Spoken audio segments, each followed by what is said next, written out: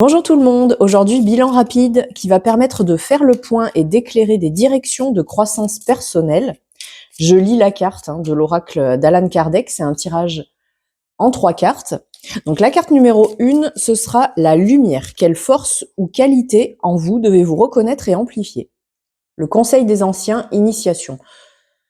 Vous êtes studieux, studieuse, vous êtes sérieux dans ce que vous entreprenez et on a l'impression que vous avez quand même fait un gros job d'introspection peut-être ou de travail sur vous-même.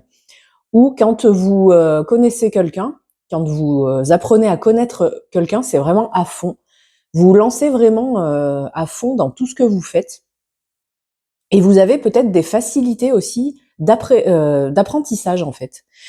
On va voir avec la carte numéro 2, l'ombre. Quels aspects de vous-même avez-vous négligé ou réprimé récemment? On a les limbes, le purgatoire. Je pense que vous ne vous accordez pas trop de moments de faiblesse. Ou quand vous avez un petit coup de spleen, vous y attardez pas en fait. Mais je pense qu'il faut quand même prendre en compte toutes nos émotions. Comme on dit, il n'y a pas d'ombre sans lumière, voilà. Il faut prendre les 2 côtés des choses, il faut accepter que des fois, c'est pas tout rose en fait. Et des fois, quand un ou une amie vous demande: «Ça va?», quand c'est vraiment un ami proche, c'est vraiment une vraie question en fait. C'est pas une question de convenance, de politesse et vous avez le droit de dire, c'est pas que vous vous plaignez en fait, hein. Vous avez le droit de dire: «Ouais, c'est pas top en ce moment, mais même si ça va passer, tout passe, on est d'accord». C'est pas que vous allez vous plaindre. Moi, j'ai l'impression que ouais, vous essayez de garder, une substance vraiment, d'optimisme tout le temps, de sourire tout le temps.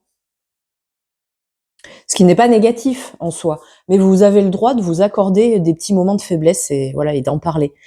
On va voir avec la dernière carte, le chemin. Quelle direction votre âme aspire-t-elle à prendre pour votre évolution personnelle et spirituelle?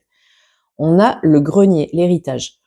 On avait déjà cette notion d'apprentissage, mais vous avez envie de quelque chose qui dure, pas quelque chose d'éphémère.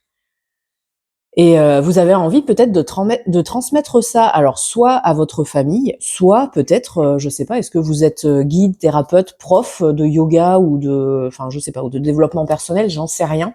En tout cas, il y a cette notion de vouloir faire perdurer les choses dans le temps et de transmettre quelque chose aux autres, hein. Avec cette carte, on avait déjà, du monde autour et effectivement, voilà, un peu votre faiblesse, c'est peut-être que des fois, vous vous sentez seul et vous ne le dites pas. Voilà.